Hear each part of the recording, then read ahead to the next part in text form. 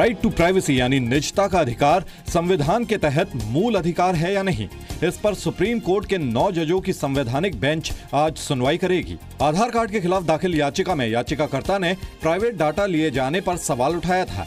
याचिकाकर्ता ने आधार स्कीम को राइट टू प्राइवेसी में सीधा दखल बताया है। आधार के इस मामले की सुनवाई अब तक चीफ जस्टिस की अध्यक्षता वाली 5 सदस्यीय बेंच कर रही थी। बेंच तय करेगी कि राइट टू प्राइवेसी संविधान के तहत मूल अधिकार है या नहीं। 1954 में 8 जजों की संवैधानिक बेंच और 1962 में 6 जजों की बेंच ने राइट टू प्राइवेसी को मौलिक अधिकार नहीं माना था, लेकिन 1975 के बाद 2 और 3 जजों वाली संवैधानिक पीठ ने राइट टू प्राइवेसी को मौलिक अधिकार माना था। आधार योजना के तहत आंखों की आइरिश का स्कैन किया जाता है और फिंगरप्रिंट भी लिए जाते हैं। 9 सदस्यों की बेंच भी राइट टू प्राइवेसी को मौलिक अधिकार मानती है, तो यह आधार योजना के लिए झटका होगा। सरकार का कहना है कि संविधान में राइट टू प्राइवेसी का प्रावधान नहीं है। मॉनसून सत्र के तीसरे दिन संसद में आज भी हंगामे के आसार हैं। एलओसी पर पाकिस्तान की ओर से लगातार फायरिंग, सिक्किम में चीन से टकराव के साथ साथ कथित गौरक्षकों की हिंसा और दलितों के साथ हिंसा के मुद्दे पर विपक्ष सरकार को घेरने की तैयारी में है। विपक्ष के आरोपों पर सरकार की भी आक्रामक तरीके से जवाब देने की तैयारी है। सुबह 9:30 बजे बीजेपी संसदीय दल की बैठक पार्लियामेंट्री एनेक्सी में होगी। सिक्किम में चीन के साथ ताजा हालात पर विदेश सचिव ने कल ही संसदीय समिति को जानकारी दी थी। 12 अगस्त तक चलने वाले मॉनसून सत्र में सरकार ने 16 नए बिल पेश करने का लक्ष्य रखा है। इनमें जम्मू कश्मीर जीएसटी विधेयक और नागरिकता संशोधन विधेयक भी शामिल है। दूसरी तरफ संसद से बाहर सरकार को घेरने के लिए कांग्रेस उपाध्यक्ष राहुल गांधी आज राजस्थान के बांसवाड़ा में 1:30 बजे किसान आक्रोश रैली करेंगे। बीएसपी अध्यक्ष मायावती के राज्यसभा से इस्तीफे पर आज सदन में हंगामा हो सकता है। आरजेडी अध्यक्ष लालू प्रसाद यादव ने मायावती को खुला ऑफर दिया है कि वो चाहें तो उन्हें बिहार से राज्यसभा में भेज सकते हैं। माया के इस्तीफे पर लालू ने भी बीजेपी पर अपनी भड़ास निकाली। कहीं से कहीं कोई जा सकता है, दीदी चाहेगी तो हम लोग भेजेंगे बिहार से। लेकिन आपको क्या लगता है किस वजह से? उनके बहादुरी के लिए मैं उनको बधाई देता हूँ, उनके साहस के लिए मैं बधाई देता हूं। मायावती ने कल राज्यसभा में उपसभापति पीजे कुरियन पर दलितों के मुद्दे पर बोलने नहीं देने का आरोप लगाकर राज्यसभा से इस्तीफा दे दिया था। हालांकि इस्तीफा मंजूर होना मुश्किल है। नियमों के मुताबिक इस्तीफा संक्षिप्त होना चाहिए और उसमें वजह का जिक्र भी नहीं होना चाहिए। बीजेपी ने कहा है कि उपसभापति का गुस्सा सरकार पर उतारना मायावती का नाटक है। उनको लोकसभा में एक भी सीट नहीं मिली है, इसलिए भारत की राजनीति से अब वो अंतर्ध्यान हो गई हैं, तो उनके इस्तीफे से भारत के राजनीति के घटनाक्रम पर कोई फर्क नहीं पड़ेगा। राज्यसभा में मायावती कार्यकाल अप्रैल में खत्म हो रहा है। लोकसभा में बीएसपी का एक भी सांसद नहीं है।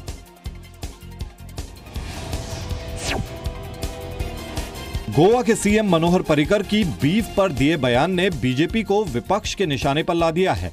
पर्रिकर ने कल गोवा विधानसभा में एक सवाल के जवाब में कहा कि गोवा में बीफ की कमी नहीं पड़ने दी जाएगी। कर्नाटक से बीफ आता रहेगा, जरूरत पड़ी तो दूसरे राज्यों से भी मंगाएंगे। एक बीजेपी विधायक के सवाल पर पर्रिकर ने यह भी बताया कि गोवा के इकलौते स्लॉटर हाउस में रोजाना 2000 किलो बीफ तैयार होता है। पर्रिकर के बयान पर विपक्षी दलों ने बीजेपी पर सीधा हमला बोला। ये दौरापन, ये डबल स्पीक जो बोलते हैं, इसके बारे में स्पष्टीकरण तो बीजेपी को देनी होगी। यानी ये स्पष्ट है, इस बात को ना कोई उनके लिए ये कोई ऐसी भावना है, लेकिन इस बात का इस्तेमाल करना चाहते हैं अपनी सांप्रदायिक तनाव को बढ़ाते हुए अपनी राजनीतिक फायदा के लिए। केंद्रीय गृह मंत्रालय ने कर्नाटक की सिद्धिरमैया सरकार को साफ कहा है कि राज्य का अलग झंडा नहीं चलेगा, देश में सिर्फ एक झंडा रहेगा। कर्नाटक का अलग झंडा बनाने की कोशिशों पर बीजेपी ने कांग्रेस आलाकमान से जवाब मांगा है। वहीं शिवसेना ने इसे राजद्रोह जैसा बताते हुए राज्य सरकार की बर्खास्तगी की मांग की है। सोनिया जी, राहुल जी और इंडियन नेशनल कांग्रेस इस विषय में क्या राय रखती है, यह राय हम सोनिया जी और राहुल जी से जानना चाहते हैं। हम प्रधानमंत्री से ये अपील करेंगे कि ऐसी मांग करने वाले राज्य में सरकार बर्खास्त करे। सिद्धिरमैया सरकार ने राज्य के अलग झंडे के लिए 9 सदस्यों की एक कमेटी बनाकर रिपोर्ट मांगी है, लेकिन बीजेपी के ऐतराज को सीएम सिद्धिरमैया ने खारिज कर दिया। यही नहीं, इसे चुनावी एंगल भी दे दिया। Is there any provision in the Constitution which is prohibiting a state to have its own flag. Any provision in the constitution? अलग झंडे पर खुद कांग्रेस में भी मतभेद है। देश में जम्मू कश्मीर इकलौता राज्य है जिसका अलग झंडा है। 2012 में कर्नाटक में बीजेपी ने अपनी सरकार के रहते राज्य के अलग झंडे की मांग को खारिज कर दिया था। भारत की कड़ी चेतावनी के बावजूद पाकिस्तान जम्मू कश्मीर बॉर्डर पर न सिर्फ सीज फायर तोड़ रहा है बल्कि गांवों को निशाना बना रहा है। सेना ने कल पाकिस्तानी गोलाबारी के बीच फंसे 3 स्कूलों के बच्चों को सुरक्षित निकाला। नौशेरा में 50 स्कूली बच्चों और टीचर्स को सेना ने मोबाइल बंकर और बुलेट प्रूफ गाड़ियों की मदद से सुरक्षित निकाला। कदाली और सेहा के स्कूलों में भी सेना ने इसी तरह बच्चों को सुरक्षित निकाला। आर्मी ने कुल 217 बच्चों को स्कूलों से रेस्क्यू किया। सभी बच्चे इवैक्यूएट किए जा चुके हैं। जैसे अभी भी बंकर्स में हमारे पास जो 30 बच्चे हैं लास्ट जो इनका ग्रुप आ चुका है और इसके बाद जितने भी बच्चे स्कूल्स में थे उनको इवैक्यूएट कर लिया गया। एलओसी पर पाकिस्तानी फायरिंग में कल भारत के 2 जवान शहीद हो गए। एक ने नौगाम में तो दूसरे जवान ने नौशेरा में शहादत दी। दूसरी तरफ पाकिस्तान ने आरोप लगाया है कि भारतीय गोलाबारी में उसके 2 आम नागरिक मारे गए और 6 घायल हो गए।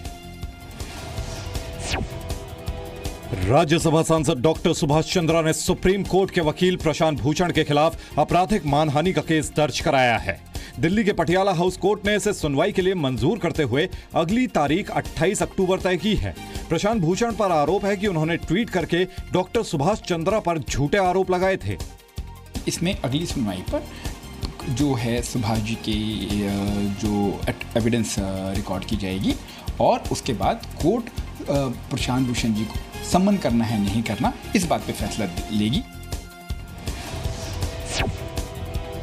विवादित इस्लामिक उपदेशक जाकिर नाइक का पासपोर्ट रद्द कर दिया गया है। टेरर फंडिंग केस में एनआईए ने कई बार समन किए जाने के बाद भी पेश न होने पर पासपोर्ट को रद्द करने की सिफारिश की थी। विदेश मंत्रालय के निर्देश पर मुंबई के रीजनल पासपोर्ट ऑफिस ने पासपोर्ट रद्द करने की एक कार्रवाई की।